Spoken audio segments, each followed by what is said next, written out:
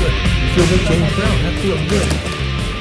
Hi, and welcome to DisruptEDtv, where we identify and shed light on great ideas, disruptive ideas, that you can use in your school to change the game of education, get better outcomes, spark the kind of conversation that improves schools. And today's idea is Andragogy, and I've written it down because it may be a word that many of you are not familiar with. So here's a chance to see how it's spelled. You could Google it. Our production crew will put in a slide a little later on to make that a little bit more obvious. And our guest today is Abundo, Dr. Michelle Abundo of Seton Hall University. You're a professor. Yes. And maybe you can just start by explaining Andragogy as opposed to pedagogy, I guess, as a teaching technique. Okay.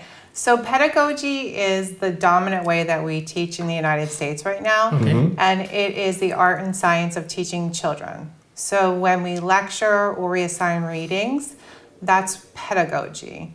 So the focus is on the teacher and the content. So in pedagogy, we're transferring knowledge from the teacher to the student. And then in andragogy, it's the art and science of teaching adults. Oh, great. And what we're focused on is really application of what a person or an adult already knows. It's bringing in their experience and integrating into what we're teaching so that they can apply it to their personal life and their professional life. It makes them have more meaning from the content by doing it that way. Okay. Now, I know your particular focus is on STEM, science, technology, engineering, math. How does andragogy change the outcome in those disciplines? So, like I said, STEM is being taught using pedagogy right now. What we know is that most of the time we're teaching STEM, especially at the introductory level, using large courses formats, so large lecture formats.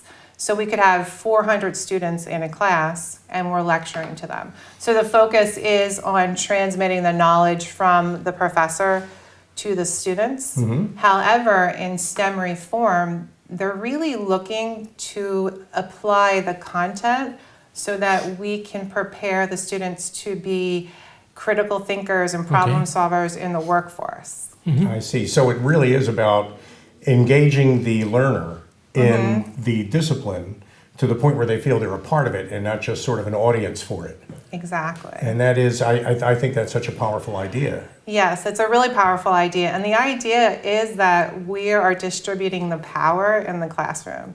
So in pedagogy, the teacher or the professor or the instructor holds all of the power, and it's all about them. So if you think about it as a sage on the stage, or they're the focus, the star. Sure.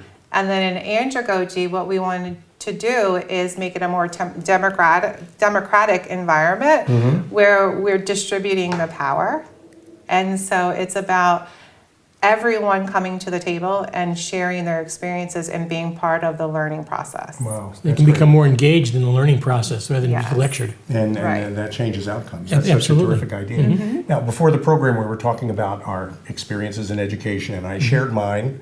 It was difficult for me as a learner in math because I never really felt like I was part of the subject. I always felt like math was something that was being done to me, and I resisted it. Right. But as I got into college, actually graduate school, the circumstances changed. I saw it more as a tool I could use to solve problems and less as something I needed to endure or survive. That was andragogy, wasn't it? Right. And so you hit on a couple of things, which are an adult who's lectured to will resist. Right. Oh. They won't want to be part of that process, and they'll resist, and they won't enjoy it.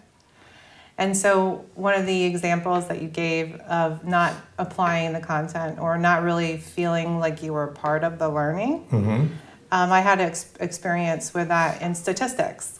And I didn't do well in the first exam. The professor was using a lot of examples about selling chickens or running the university on chicken fat, which was all interesting, but it wasn't relevant to somebody that was from New Jersey and had no experience in agriculture. Exactly. So I went in after I didn't do well in the first exam, and I asked him for help, and he handed me a drop slip. Seriously. Instructions And on how to then- lead my course. And then I said, well, I don't think you understand. I'm actually looking for some help on how to do better. And I really wanted to do better. Right. And he just looked straight at me and told me, drop the course. Really, that was his No advice to kidding. you. That wasn't his It was certainly advice. easier for him to do that, but not at all what you went there for. No, and I shared this with my students, current students. And there were a lot of experiences that they shared that were similar. So it made me start to wonder, how many students are we losing when they go in to seek help Right. and they never get it? That's great. I think let's build on that experience. What could that teacher have done differently besides hand you a drop slip? What if you were that teacher? What would you have done? Well, first of all, it was the not welcome there story. So he didn't welcome me there in his office to Okay. seek help. So Didn't the even first ask step you. is Yeah. Didn't even ask you, did he? No. Before making a decision No. of dropping that course, didn't even ask you for you wanted. No, and there's a lot of not welcome here stories. Wow. And that just wasn't part of what the professor was planning on doing when he was communicating with his students. He wasn't discussing anything about Amazing. performance on exams or how to do better. So what he could have done was asked me some questions about what I was doing to prepare and then listened to me. Right. Thankfully, on my way out, I think I was almost in tears, and his TA stopped me and said, Michelle, all it is practice. And so I went and I practiced with her, and I ended up doing really well in the course. and that made the difference. You stayed in the course and Right. actually did well in it, but I did the really teacher could have well. lost you at that moment. That was an opportunity Could where have the lost teacher me, could have yes. lost you. And so the first step, as you're describing it, is to welcome it, even if it isn't the story you want to hear.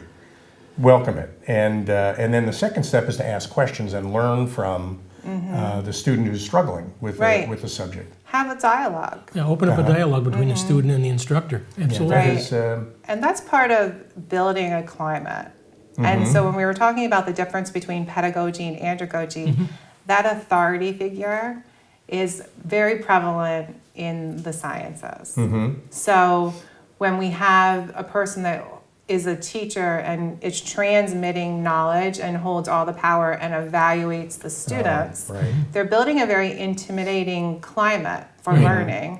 And if it's something you already struggle with, like science or mathematics, Right. that's not going to work. Students aren't going to learn in an intimidating environment. Right. Scare tactics don't work. Well, It's not very education. welcoming, like you said. Right. So you- it would be making a welcoming, inclusive learning environment, and that would be one-on-one going into office hours that's of being able to have your students feel comfortable in Right. talking to you about what they're struggling with. well, that's key. We have to welcome our first break now, Michelle, but we'll be Okay. right back with you to We'll learn be more right about back our subject. with Okay. Michelle Abundo to talk more about andragogy. Yes. Thank you. Great, thank you. Thank you, Michelle.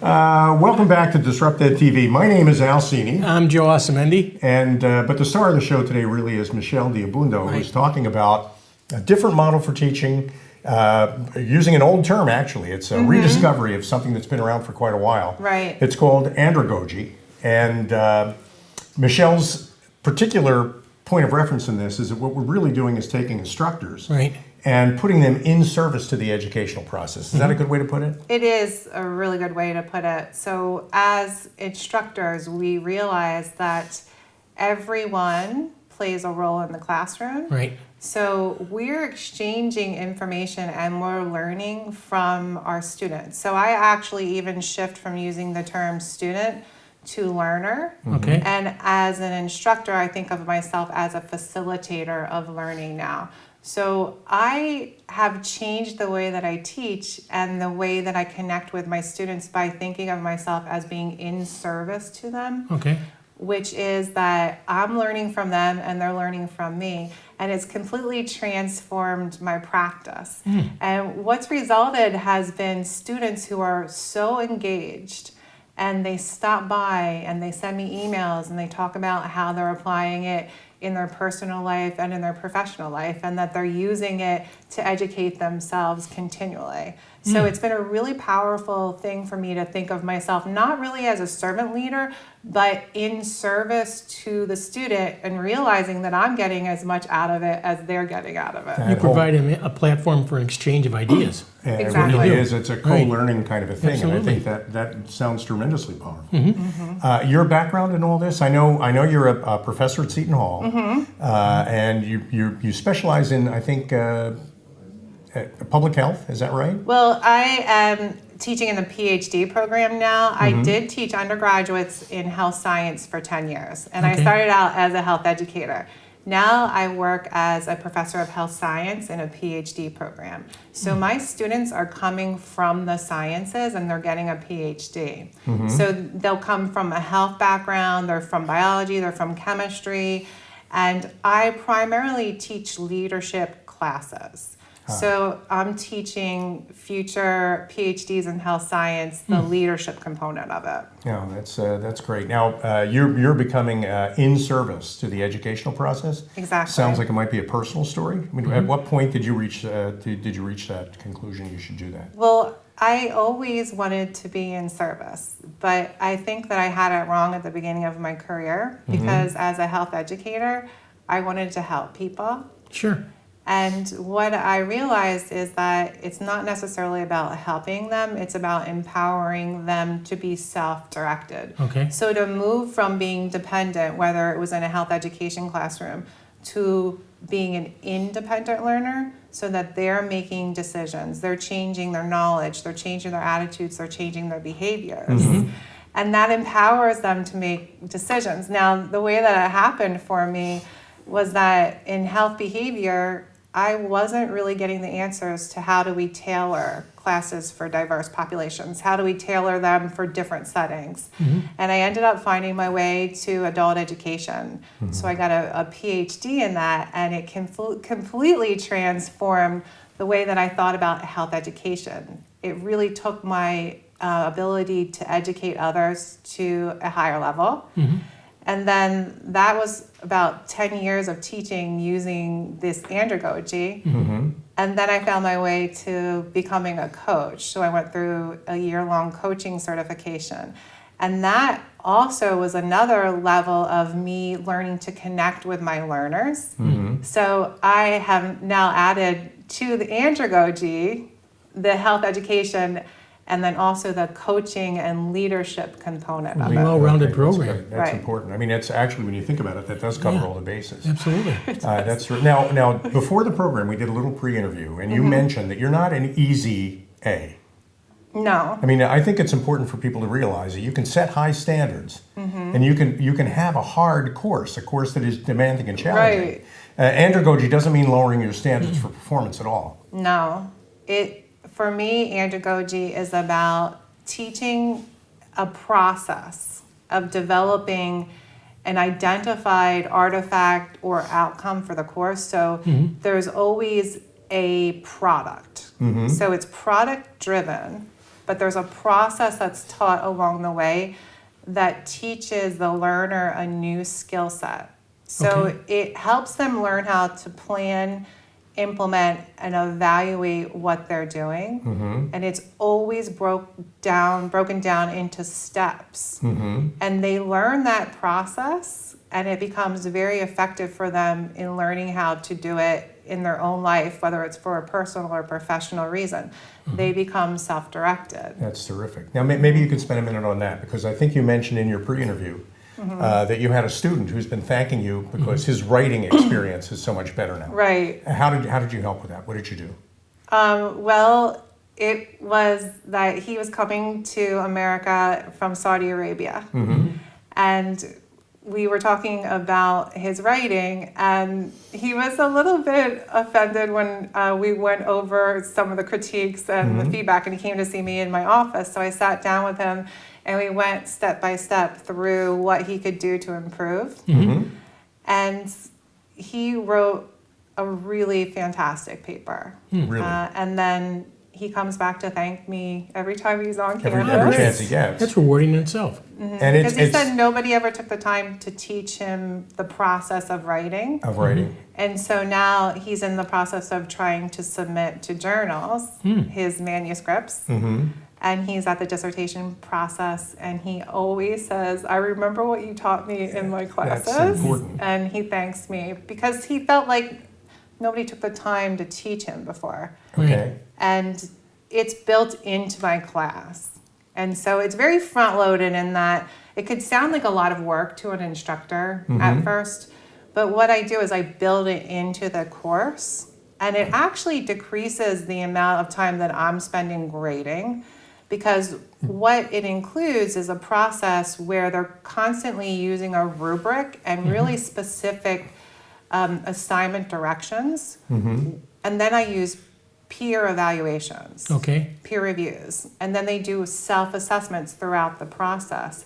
So they know if they're doing what they're supposed to be doing and that whether or not they're going to get a good grade. Right. So, and the reason why it's more difficult for some students is that they can't just take a C.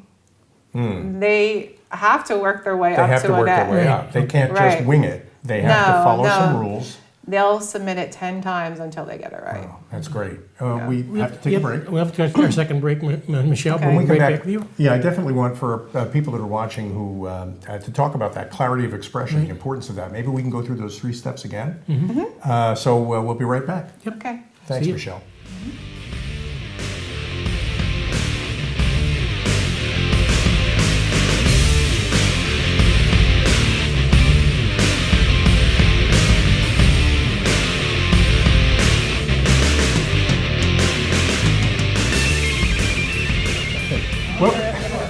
Hey, welcome back to DisruptEDtv, where on each program we try to highlight an idea that makes a difference in a school. My name is Al Seedy. I'm still Joe Osamendi. So welcome back, Joe. Welcome It's back. always a Welcome back to pleasure you. working with you. Absolutely. And we're here with Michelle Abundo, Dr. Michelle Abundo of Seton Hall University, talking about andragogy. But before the break, we had started a conversation about clarity of expression. And, even in the little bit of talking we did before the program, it is so important for students to learn how to express their thoughts and ideas clearly. And one of the most attractive features of your andragogy approach to facilitating learning is that clarity of expression kind of falls out of that. So maybe you can walk us through those 3 steps you mentioned. So everything I do is broken down into plan, implement, and evaluate. And it's just the way I think, and it's the way I do everything in my life. And that really started out with learning that from health promotion planning. So I took that idea, and it's also informed by andragogy as well, and I teach a process. So it's not content driven like you would have in pedagogy, it's process driven, and that's what andragogy does. Very important. Right, so to align your assignments to be driven by andragogy, you would help the student or the learner prepare in a way that they're thinking about planning. So the first step is always planning. So if they're looking at resources that they might use for a paper, I had them practice using APA reference style. And rather than doing something like you would traditionally have them summarize a paper or an article that they might use, what I do is I have them think about how the concept is applicable to their topic. And they start to process the information and make meaning from the very beginning. So the first step is them listing out 10 different articles that they would use for the assignment. But rather than just summarizing the article, they talk about 3 different ways that they'll use that content or information from the article to apply to build the paper. So that's the first step. Yeah, that's and that interesting. includes a peer review. So before they submit step 1, they meet with a class, they do a peer review, and they talk about with a partner the meaning of what they've researched. Of what they've researched. That's Yes. great. And from a practical application point of view. How do we build something on this? So that's the planning step. Right. And then they start the writing process, but they are already so much further than they would have been Sure. because they're thinking about it. And so there's a frame that's very practical, and it takes them through steps of andragogy, which are about solving a problem and then it's solution driven. So it starts out where they define the problem in the paper and they go step by step looking at the challenges in society relating to this issue. And then they look at the benefits to solving it, and the end of the paper ends up being a solution. So it takes them through the process that we would typically use in our regular life of if we have a problem and we need to solve it. But it's driven by the research. So they're basically writing a solution-driven literature review. That's interesting, and I remember before the program you mentioned some of your students are a little frustrated because they can't just turn in their high school papers to you. Well, that was at the undergraduate level. Not here at the PhD level. Okay. But at undergraduate level. But you hold the same standard at the undergraduate right, level. and I broke down, and I used andragogy with the undergraduates too. Okay. I think that's an and what you important were lesson. referring to was that one of my students said, you're the only person that we're not submitting our high school papers to because you're having us write in a different way. So what that process is about is teaching the undergraduates. So I had the luxury of being able to teach them about what the difference between pedagogy and andragogy was, because I was teaching classes like health communication and program planning. So I actually taught the undergraduates about the difference. And then I would ask them how they would prefer to be taught. And 9 times out of 10, they would say a combination of pedagogy and andragogy. And that's what I'm proposing for STEM, is that we work developmentally with the students, start where they are with pedagogy, develop them into active learners using andragogy, and then by the end of a curriculum, they can move into being self-directed learners. Wow. And that's actually what my students, undergraduate students, wanted, because I asked them, how would you prefer to be taught throughout your time? And they would consistently say on a continuum of help me learn from pedagogy first, then move me into adult learning. That's exactly what you said before. If you ask them, they will tell you. But your responsibility is to listen to what they say, without evaluating or judging it. You've got to try to learn from that, and that makes you a mindful learning instructor of the subject. People learn from you. That I think is really a critical thinking portion is so important for life skills. Life skills. We represent kind of the business community on the program. I mean, our job is to make sure that the people who join the business community are prepared for it, and that the business community is prepared for them. And this seems like such a radical, disruptive way of approaching the teaching process, the learning process. And it isn't really that radical because it's been around for a long time. Maybe you can spend a few minutes on history. So Malcolm Knowles was really the person that popularized the term andragogy in the 1960s, but it existed prior to that. I think it started around the 1920s in the United States, and prior to that in Europe. So it's a concept that has been around, and it has been used to guide adult learning in organizations and human resource development and in English as a second language. It has been driving programming for adults.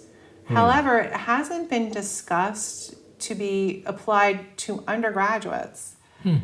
What we know is that our undergraduates are technically adults. They're over the age of 18, and we expect them to behave that way. If we think of them as developmentally approaching adulthood, because their age is 17 to 22, that's called early adult transition. So if we teach them like they're still children, we're not developing them into adult learners. Oh, interesting. And so in the past, andragogy hasn't been used in undergraduate education. We've been using pedagogy. And so maybe the radical idea in all of this is that why aren't we teaching undergraduates like they're adults? That's the aha moment in a sense, and that's pretty much what we're trying to trigger, I think. And what we're hoping is that you'll take this program, and our discussion with Michelle, and use it as a basis for a faculty meeting, an in-service training session at your school, to learn a little bit about how to, and maybe make some decisions about how you can apply this to the work that you do. I wish I'd taken your course myself. Would have learned a lot more. Seriously. Oh, Seriously. You're a pretty clear communicator already, okay. but still, I can see some real value in it. Absolutely. Terrifically. One more question. We're just about at the end of our program, so what we'd like you to do is to talk about how we can get to know you, how we reach you, how we can ask you questions. You mentioned your coaching practice. Could you talk a little bit about that, and then maybe just tell everybody how they can get a hold of you? Right. So my coaching is focused on life and leadership as well. And my coaching approach is a little bit unique in that I'm also working with my clients to develop them into self-directed learners. Okay. So I'm really not guiding them on what they should be doing. I don't use the word should.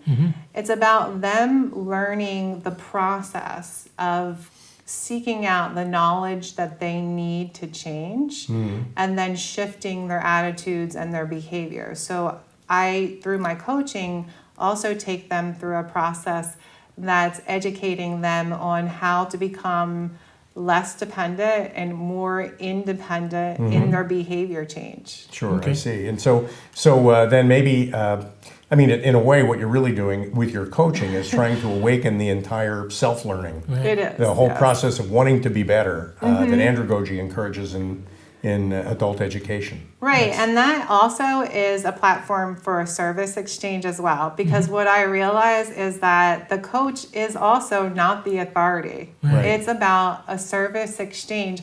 When I'm coaching a client, I'm getting as much out of it as they're getting from the session. That's great. And it always gets me thinking in a different way, and it helps me to ask these open-ended questions and then to listen to their experiences.